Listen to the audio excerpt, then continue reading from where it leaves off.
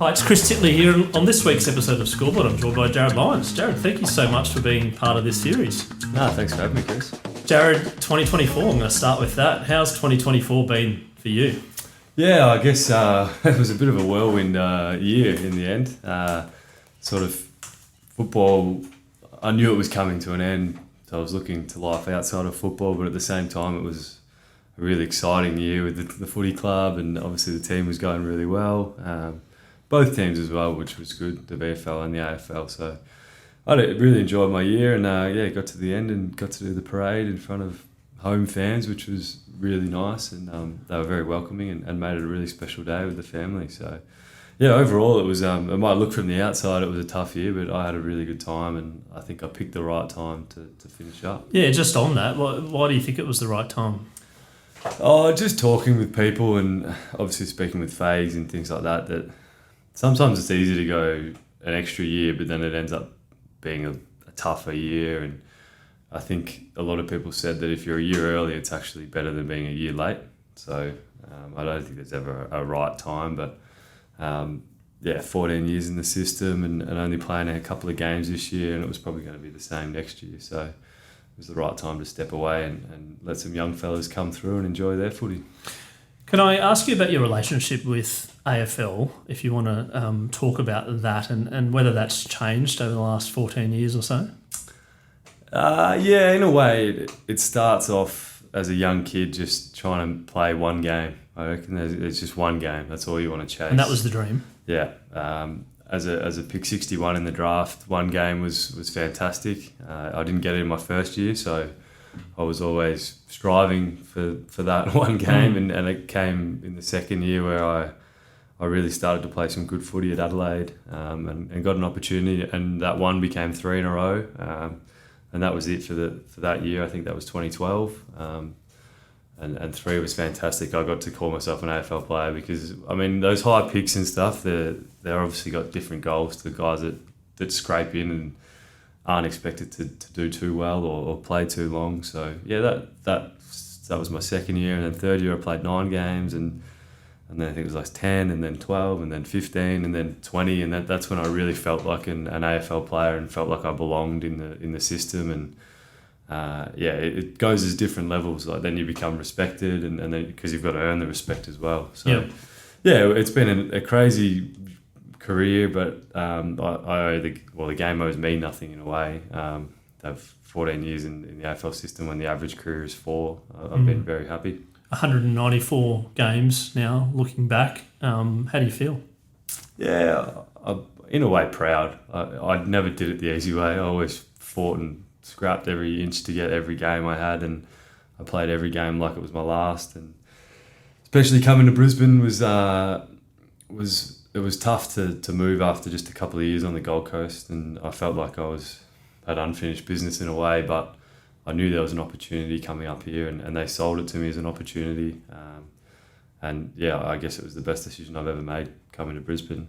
And to play 100 games here and have that father-son branding now that my son's 5 years old and he's starting to love his footy, that's probably something I'm proud of the most.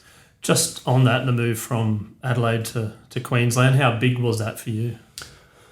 Yeah, I guess I nearly pulled the trigger a couple of times before that, and then sort of things fell away, and I probably didn't have the full, commitment to move. It takes a couple of times sometimes. You sort of look around and you back yourself in again, and I think that was after my 4th year. It was either leave or stay for another couple. Got 2 more years and played, I think that second year, so my 6th year, I played 20 odd games, played in 2 finals with Adelaide, and started to play really good footy. And I guess I had a bit more currency and a bit more pull to leave, and 3 more years at the Suns gave me 9 years in the system was how I was looking at it. And I think it was the right time, because if you leave after just playing a few games and you're on the fringe and stuff, it can be a bit different. But I'd played some solid football, and I was really happy with where my footy was at, so it was a good time to leave, and in the end it was a sliding doors moment that's turned into a really nice career. I've chatted to a number of people about resilience, and obviously a pretty resilient person. I want to go to 2015 now, where you had a bit of a freak accident with a snake Can you talk about that and not how quite that... a snake, a spider. A spider, Yeah, sorry, yeah, the yeah. spider. No, That's if right. it was a snake, Close. I don't think I'd be here, mate. Yeah. True, a spider. Yeah, Do you want to talk about that and sort of out of left field, something happens that's kind of potentially derails your progress? Yeah, it was. I think it was sort of the start of pre-season, so sometime in November, and I've got a few photos if you actually want to see. Yeah, we'll chuck them on the socials after. It's one of the one after sort of warning because it's pretty gory, but right. yeah, I think it was just a small. There was a lot of. I was living in an old house. There was a lot of whitetails and spiders around, and I woke up with a bit of a bite one day, and it progressively got worse and worse, and people prod fingers at it when you're at a football club and think it's an ingrown hair and things like that, and it got worse and worse again, and I had to go home one day after about a week. Laid on the couch, fell asleep, woke up, went to stand and couldn't put any weight on my right leg, and I looked down and it was twice the size of what it normally would be, and there was sort of red infection marks coming up my leg, and I thought, geez, I better go to the hospital here because it doesn't look great. I called the club doctor. He's doesn't feel right. Yeah. Go straight to emergency, and I got to emergency. There was no car park, so my wife dropped me off. So I'm out the front, so I had to get out, hop into emergency on one foot, get in there, and they're like, "Oh, gee, that doesn't look great. Jump in here quickly." Gave me 2 endone because I was in a hell of a lot of pain. Yep. I'm laying on the bed. The doctor comes in, has a look after a bit, and it was getting worse. There's photos where it's starting to crawl right up my leg, and my lymph nodes are starting to inflame, and all the way up into my armpits. And they're like, "Oh, we're going to admit you now.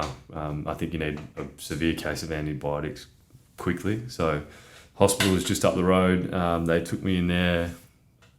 I went in, say it was a Wednesday, and I thought, this will be a couple of days and it'll blow over. Be training soon. Yeah, well, it was during a training week, a pre-season, which is really important. Yep.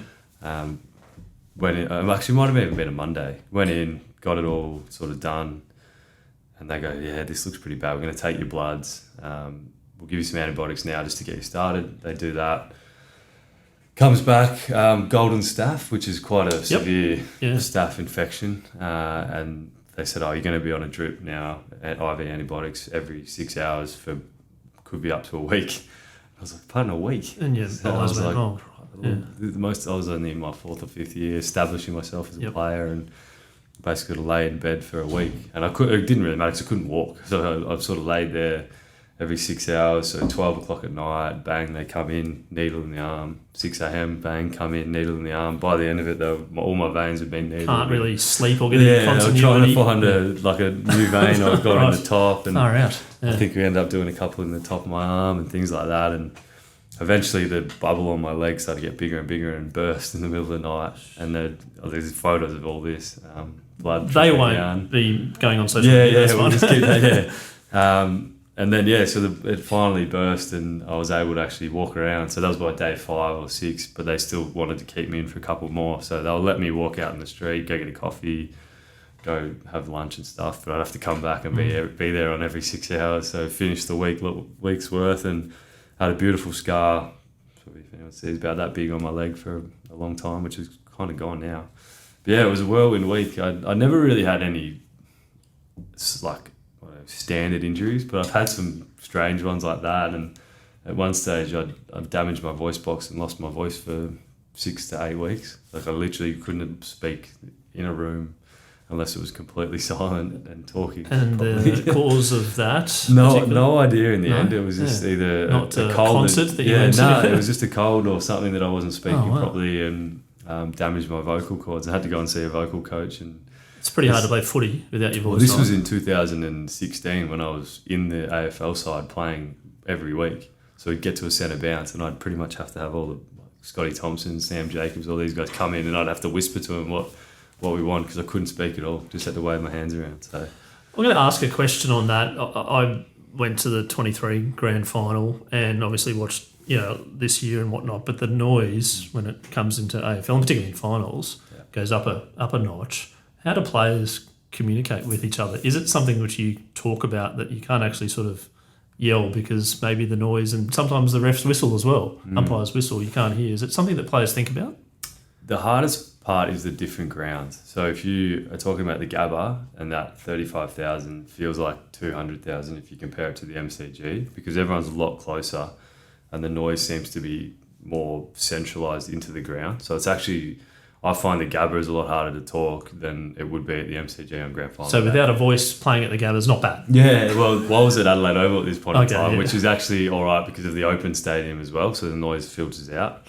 So I've found the Gabba probably to be, and I guess Marvel in a way, but I haven't played in front of probably a packed crowd at Marvel, other than maybe a Collingwood game, but I find the Gabba is the loudest because of how tight it is, but how many fans we've been getting in there over the last 4 or 5 years, which has been fantastic. And those finals against, say, Richmond or Carlton, things like that, they're the hardest ones to talk in front of. Because you go back out to grand final day last year, and I can still vividly remember you can actually block the crowd out quite well, and that was 100,000 and Collingwood fans too. You can hear a lot better, well, not say a lot better, but better on grand final day than you can at the Gabba in front of 35,000. So it's quite fun. Yeah, is that a talent you've built up over time, you reckon? What's that? Blocking out the crowd? Yeah, it is. And a lot of players would say the same thing after a long period of time, that once you're on that field, you can't hear anything. Like, unless you get to the boundary. Can you hear your mates sort of go? You can hear your teammates because that's what you're tuned to. But otherwise, you sort of have an innate ability once you've played a lot of footy that the crowd noise becomes irrelevant until you get to the bench and you can actually relax, and then you can hear people yelling over the bench, which as a sub I used to get a lot. So you take in what you want, but yeah, it is. You get used to it, I would say.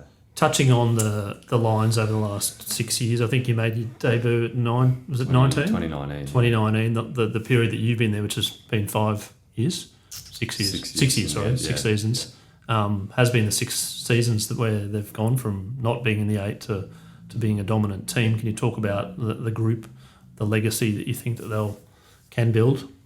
Yeah, I think when I got there, I was probably the last of that group to get in 2019, which was Lachie Neale, Link McCarthy, myself, possibly Marcus. Opened up against West Coast that year against the Premiers. And and all 3 of us had. So I knew Lachie because I played with him at Glenelg, and sort of had a bit to do with Link as well. And I guess when we got there, there wasn't a huge change other than us 3 coming in, but there was a lot of young footballers that were getting, I guess, experience, but really good players like the Hugh McCluggers, Jared Berry. I think Cam Rayner was there. A couple of other young guys. Mixed them with like Harris Andrews was probably still young back then as well. Yep. And you mixed him in with a couple of older guys. So he's still young, by the way. And I know, young in football terms, I guess. I was 26 or 27 at the time then. We all just, I don't know, we just gelled together really well. I think the recruiting staff, Dom and that, just obviously picked a couple of the right players to come in and play a role, and so certain players left. And that pre-season was incredible. We trained hard. We had a good group. Guys like Dane Zorko and that really took it to another level that year, and it all just clicked. I think we finished second. We won 16, 17 games for the year. Yep. Obviously bowed out in a really close final against GWS, I think it was. Yep. But that gave us a lot of belief, and from there it's just been go. I guess we had the ingredients all then, and we got the right recipe, and now we've just followed it every year since. Train hard in the off season together as a group. Come back fit enough that you can get straight into footy rather than running too much, and it's worked every year since. Before we get a little bit onto yourself, just going back to 23, the GF and the feeling in the room and the resilience that was built from that to lead to 24 where you are now. It's a pretty clear memory that day? Yeah, it was. I had my son and daughter there and my wife in the rooms after the game, and you sort of sit down and you feel, now that I've seen both sides of it, which is pretty rare as well, you sort of sit down, there's a few beers around, everyone's quite somber, and talking to family, hugging each other. That first hour afterwards is very quiet. I had my son and daughter sitting on my lap. There's a couple of good photos where we're just sitting there, and I think I was crying, and they just give me a hug, and it's pretty much a picture that tells 1,000 words, but that was sort of how it was. After that sort of hour or two, you get over it, you start to have a couple more beers, and you start to get together as a group, and everyone disperses. That, I guess in a way, when you win the granny, there's a lot of people that hang around for a long time, and you're sort of around everyone. When you lose, it becomes just the group of players and coaches together, and we sort of get around each other and go back, have a quiet beer, and life moves on pretty quick after you lose. But when you win, it was a completely opposite. Everyone's in the rooms, it's shoulder to shoulder. There's people you haven't seen in years that are coming in, and they end up hanging around all day and all night. So you get actually less time with the playing boys as mates because there's so many other people around. Yeah, so sponsors, board members, CEOs. It's very different in that ex-players. regard. Yeah. Until you actually get back to Brisbane, and I guess by sort of the Mad Monday, where it's players only, that's when everyone actually comes together and just sits down as a group and gets to kind of, I guess, absorb it all together. Yeah. Just on the sort of winning and losing in AFL, do you have a recollection of how many games that you've won versus how many games you've lost? There is some data on that. I should have done my research. Myself, Zorks and that, we used to look at that every now and again because there's good spreadsheets on the internet. I think I was at maybe 58 to 60% winning, which significantly improved at Brisbane. That made a huge difference because I won a lot more than we lost when I was here. So I was in the positives. Let's just put it. And do you reckon you learn as much winning as you do from losing? No, you wouldn't. No, and we've always had the motto, and Fags is really big on this. You either win or you learn. You don't lose. So take that as you will. But when you win, you obviously still learn some stuff with how many cameras are around at the moment, and you can see all the different footage. But winning can mask over a lot of things in a way that don't get exposed until you actually lose. And I think losing a lot of those finals, we learned so much from that. It built up to last year where we obviously just missed out on a granny, and then this year where it all came together. And then now the decision for you to retire, the next phase for Jarryd Lyons. What are you thinking now at 32? You've got a life ahead of you. You've played an unbelievable amount of football. Your relationship with football now, you want to stay in it, or is it there's a slight inkling in your brain saying I want to start something new? Yeah, I think football has been life, so I'd be mad to leave it. My wife's from Adelaide, and I spent a long period of time there, and I've got a lot of friends outside of football in Adelaide. So we've made the decision to move back there, and my brother's there playing for Glenelg, and ironically, I played 3 years at Glenelg when I moved to the Crows because he used to get drafted out to different teams. They didn't have their own reserves team back then. So, it was a bit of a sort of fairy tale moment. I thought I could have gone back and played at Crows, their reserves club, and pushed to get into coaching and things that way. But I spoke to a mentor of mine. He said in 30 years' time, if you had the opportunity to actually play a season with your brother, because we had 4 years here and we played one practice game together or something like that. He said, if you looked back and you had the chance and didn't take it, how would you feel? And could sort of put it in perspective that I thought, they've just come off the last 2 Sandford grand final wins, so they're going for 3 in a row. And I thought, I'd be mad not to just go back and have one more year there. And a lot of people say that once you get out of the system, it's hard to get back in. But I've got some close mates that went out of the system, played like Michael Barlow, who played at Werribee, coached Werribee, and now is back into head development coach at the Kangaroos. He said it makes you appreciate it more in a way. That you get out, you experience a bit of real life, get a job, do whatever you got to do, and then if you're good enough, you get back in anyway. So that was sort of the feeling of it all. So I've got a job working with New Balance and Belgravia, as a SA community manager. So managing all them in their gear for New Balance, gear stuff, AFL or whatever, soccer, things like that. And playing at Glenelg, and my wife's mum lives up there. I've got 2 young kids that we've been up here with, no family other than my sister. So tough. We're looking forward to getting back there to let them have a run around with the grandparents so we can get a few things done. Yeah, no, absolutely. Rekindle the marriage in a way, I guess. Yeah. I was going to ask about the kids. When you had kids as a professional player, how did you go about balancing that? I mean, I've got 3 myself, and it's tough, and I'm not a professional athlete. Yeah. How tough was it? My wife's a superstar.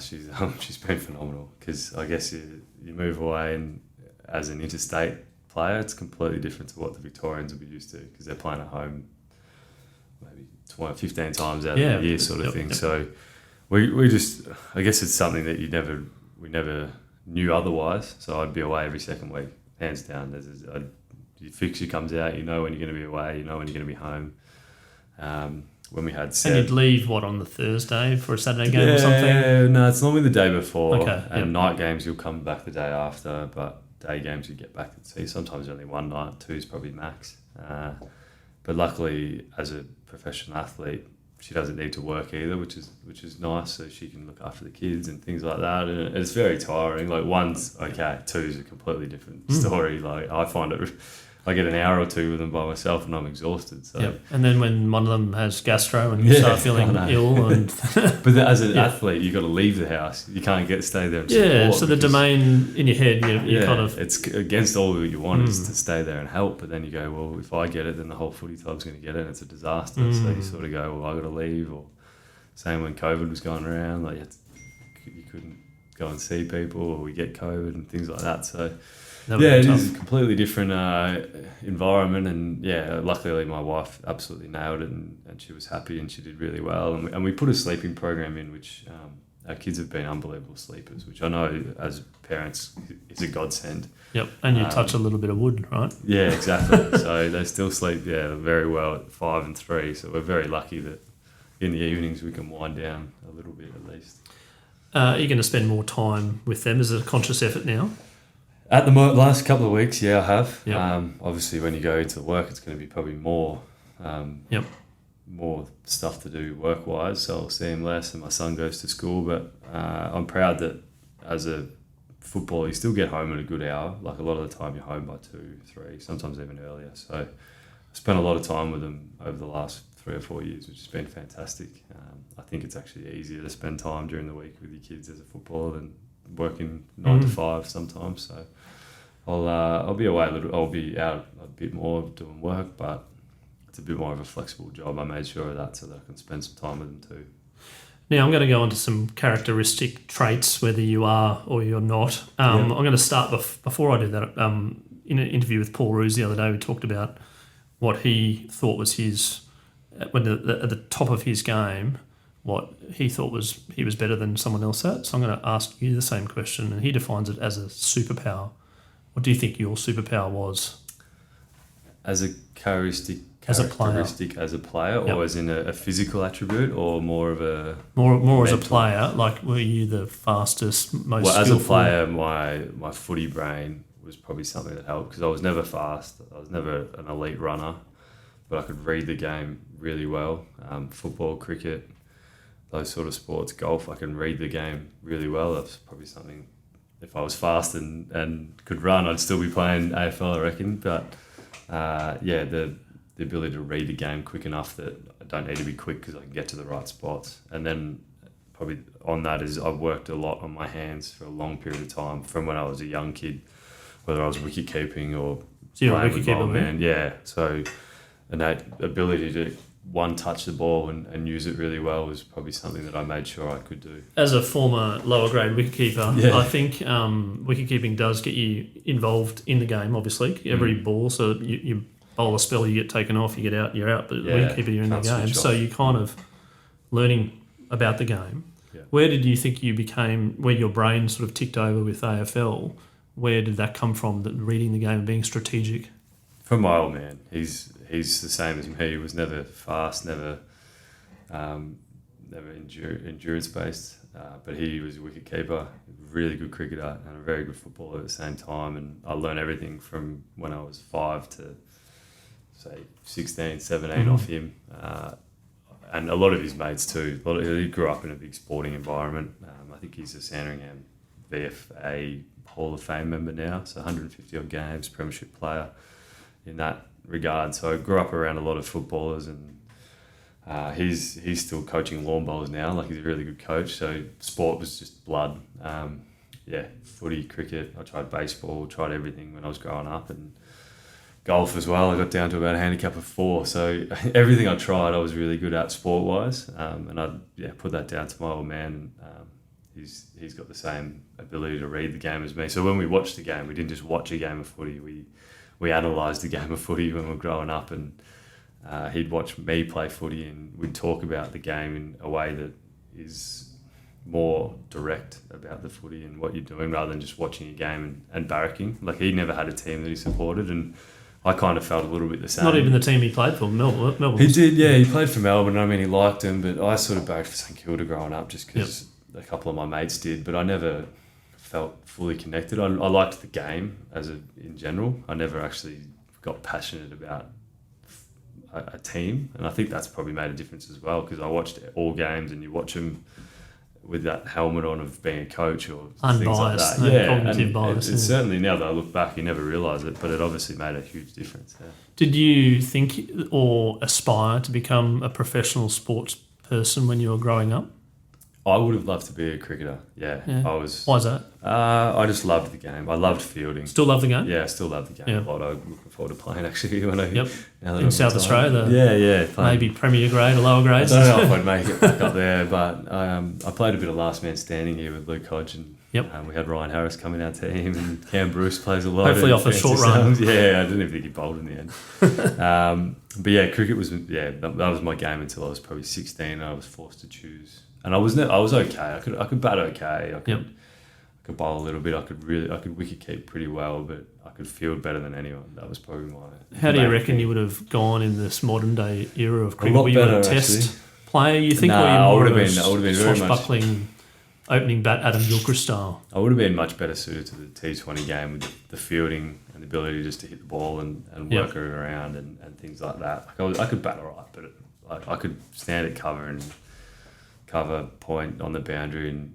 catch everything, had a good throw, and a lot of guys don't enjoy fielding. I would happily be out there for 80 overs on a Saturday. Yeah, you can chat with your mates and people stop playing cricket purely because of that long day in the field on a Saturday. I would happily field 40 overs in juniors when I was 14 in the morning and go and play for St Kilda in the afternoon and field another 80. I miss it. I played many years of 2-day cricket, and just that. I mean, it is a long day now. It is. As you get a bit older, but during that time, it was like... probably one thing that I regret the most, that probably not many people know, but I finished cricket when I was 16 because I took up footy, in that 17 year, St Kilda Cricket Club got asked who their best fielder was because Victoria needed a sub fielder, and I wasn't playing cricket at the time, and they called me and said, mate, Victoria needs you to field for him. And I was working at the time and I hadn't played cricket, and I thought... At the G? It was at the G, yeah. And they asked me, and I was like, oh, gee. And in the end, I worked and I said no, which I know this is one big, massive... I don't have many regrets, but that's probably one of my biggest regrets. Oh, you would have loved to have been on the score sheet called court sub, right? Yeah. Well, you know who the sub fielder was that day? I think it was Michael Beer. Oh, right. Yeah. So, and he got a run out from point as well, actually. So that was something that I know I'm proud of, that St Kilda, I wasn't even playing there, and they said that I was the best fielder. It's come and field. So that was something I regret, but at the same time I thought, geez, I must have made a decent impression. Yeah. So fielder and wicketkeeper, right? Yeah, I used to love doing both. I do 40 and 40 or whatever. A couple of direct hits. Yeah. So personality traits. I'm going to start with confident. Are you a confident person? If you had asked me that 6, 7, 8 years ago, I would have said no. And that would have been just before coming to Brisbane?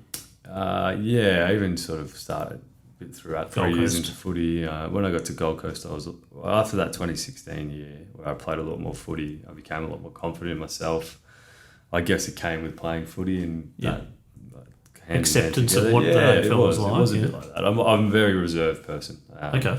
That's my next question. Yeah, sorry. No, but so confidence, I mean, it's certainly become, in a trained way, I've become a lot better in that regard, especially doing things like this I would never have done back in the day. I do a lot of public speaking now, working with charities and things like that. Yep. So, confidence now, yes, I would say that's still a little bit, but, I would say I'm a lot more confident now than I ever was. What about structured? Yes, because football makes you that way, but also no, in a way that I'm not fussy. Like, I don't mind. My wife's very structured, so we get along quite well. She does all the structured stuff. I don't mind taking it as it comes, because as a footballer that wasn't in the ones all the time, you're always in limbo up until Thursday or Friday. So you never actually know whether you're going to be playing here, playing there, travelling, not travelling, things like that. So I became, in a way, very comfortable with not knowing things until bang, they hit you in the face sort of stuff. Yep. So, yeah, I can be structured if I want to be, but I'm quite good at taking things in my stride too.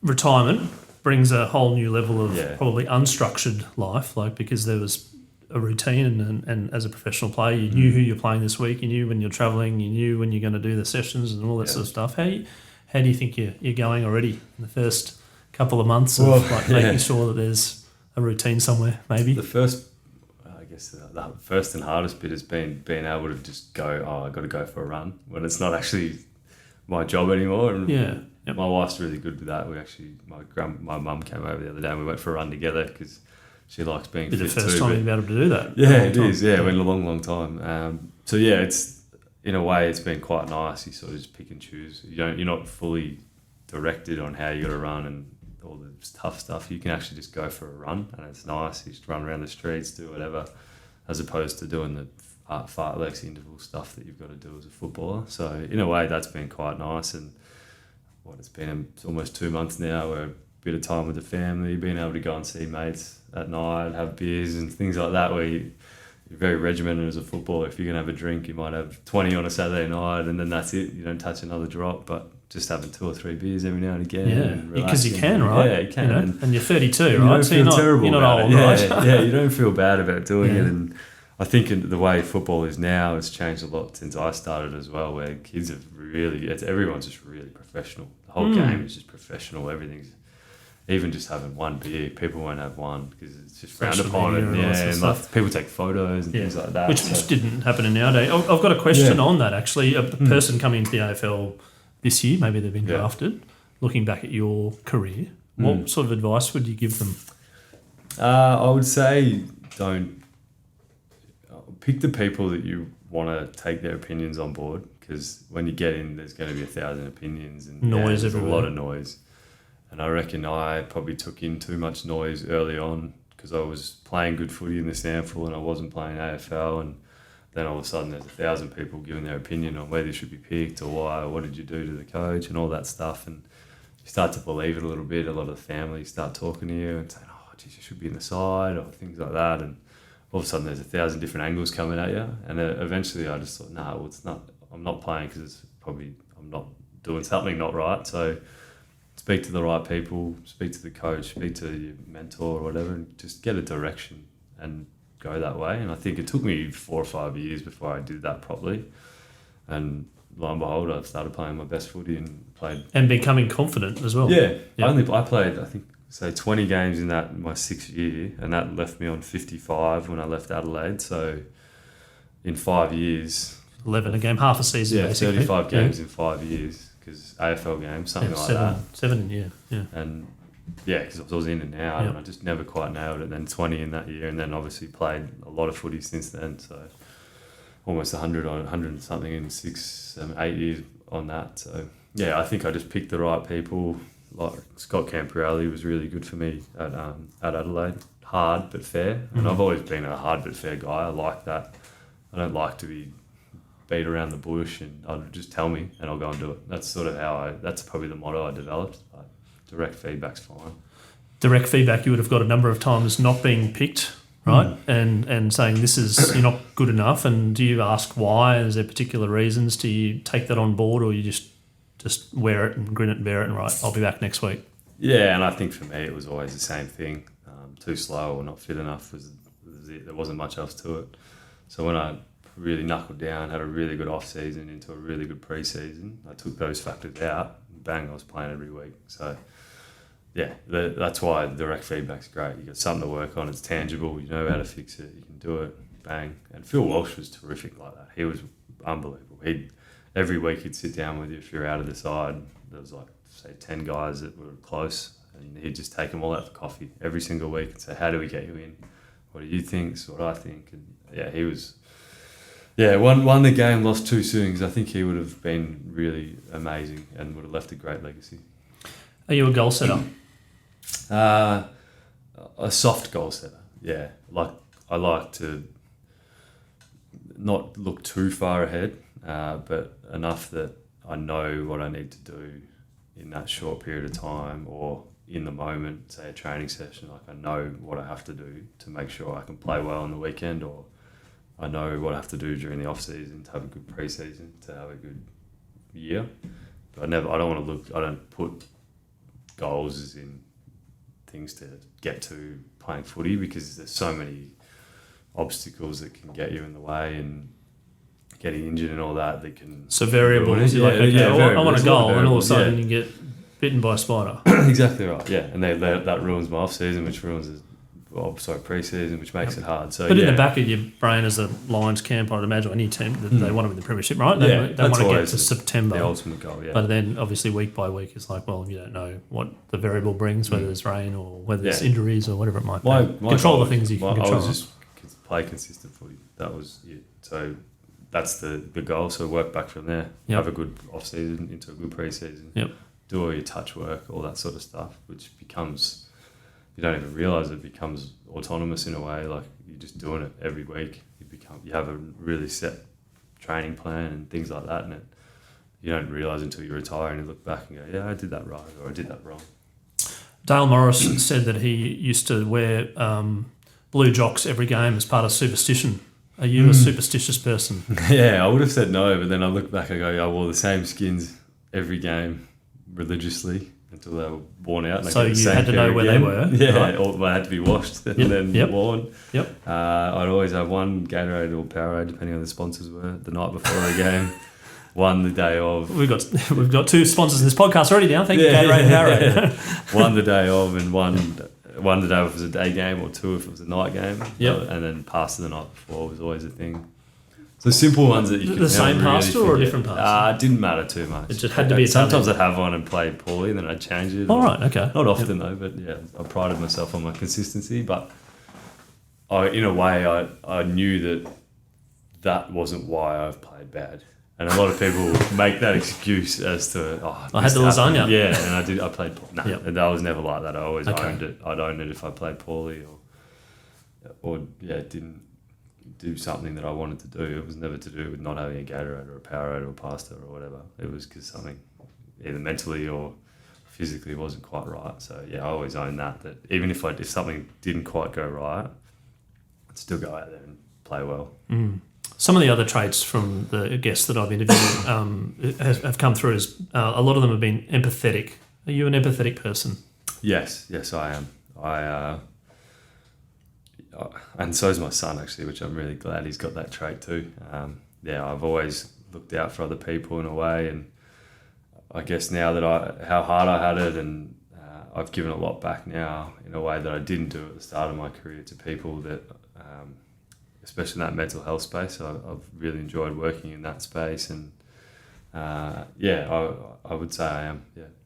And in terms of that, the stress load of professional sport, where the money is now a lot higher and going higher, like it doesn't seem to stop in terms of the sponsors and the TV rights, etc.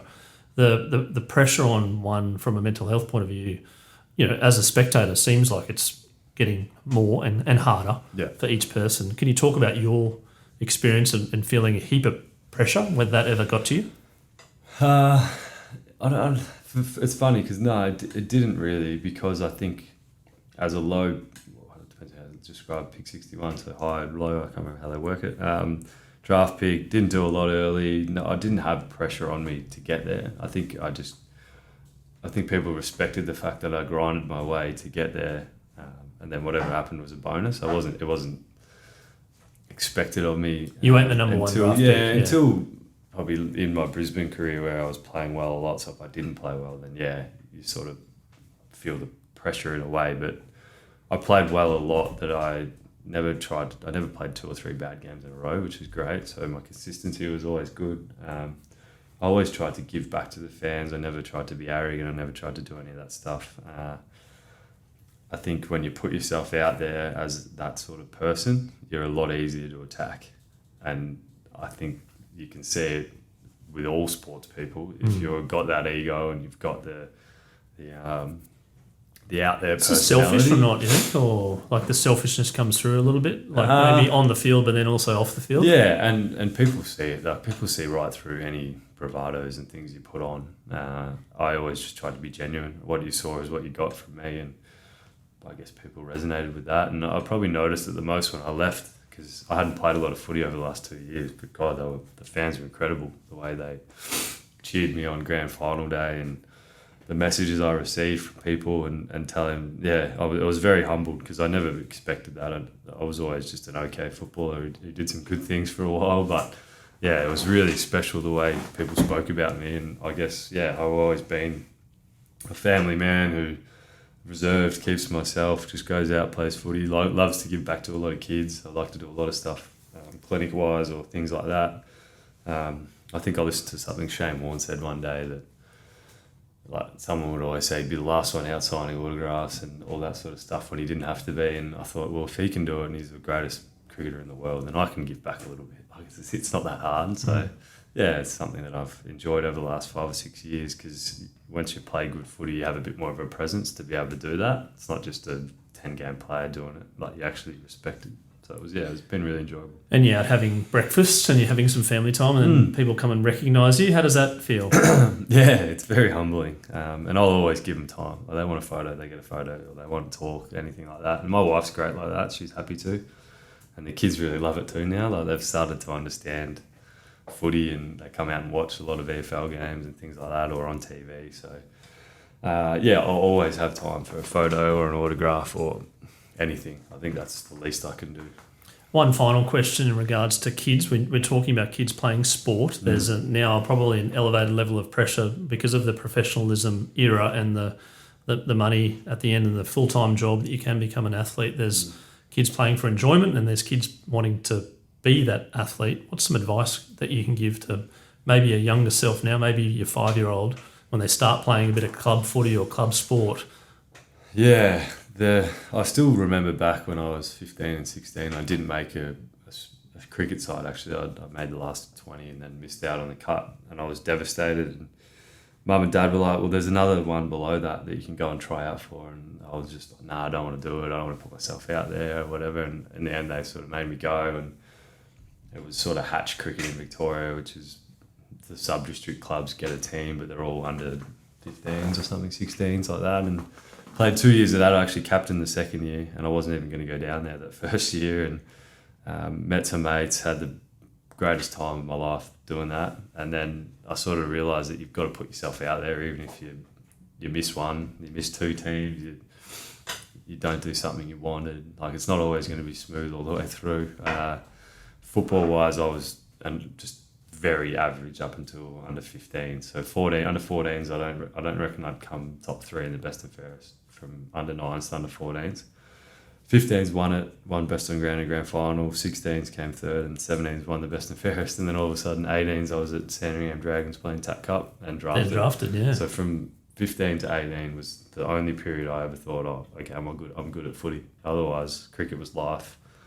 So there's always directions. You don't want to be just locked into one area. And I think there's an element of that at the gradings, and you get to 13, 14, people are like, okay, you can't play any other sport, right? Yeah, because that's your tough. focus, right? And I feel like, I don't know, as a parent now, you're looking at it going, oh, really? Part of the fun is playing different sports and seeing where it lands. And you got to juggle. Like, I used to I'd go to footy training from 5 to 6.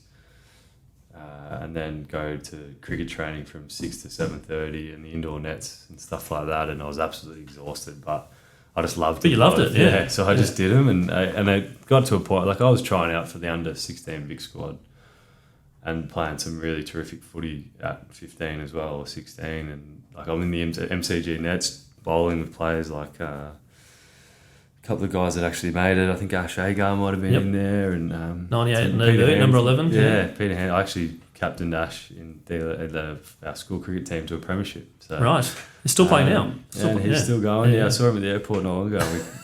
He came up to me and said hello and stuff. He's got an amazing feat for a trivia question. In terms of the highest score for number 11 on debut. Yeah, well, against England. Funnily enough, I think it was at Ash's test. Yep. And I just kicked 4 on my debut at the MCG on a Friday night, and we had it was a good laugh actually. Guys like that I played growing up with cricketers. I played with some really good cricketers. Pete Hanscom was one of my captains at one point. He's played some cricket. So, it is nice when you watch other guys go on in different sports and play really well, and you've got a connection with them in that way. And now in retirement, you can connect with lots of different old mates that maybe that you haven't been connected with for a while because of your bubble, right? And I'm actually in the midst of creating a business with a mate of mine where we similar like that, where he's a really good business minded old coach sort of guy that we go into offices or go into businesses and talk about a structured program, but have an athlete come in and share their story and things like that, and it looks like it's going to go really well. So give it a anyone, it's going to be called Moddy Minds. So anyone who's it's going to probably be February next year, hopefully come out. Moddy Minds, Modern Minds sort of setup. Awesome. So, something we've been working on for a little while, and if it gets off the ground, it'll be fantastic. That's a side project. Jarryd, thank you so much for coming in and having a chat on the Scoreboard podcast. Very much appreciate your time, and all the best in retirement and the next phase of your life. No worries. Thanks, Chris. Really enjoyable.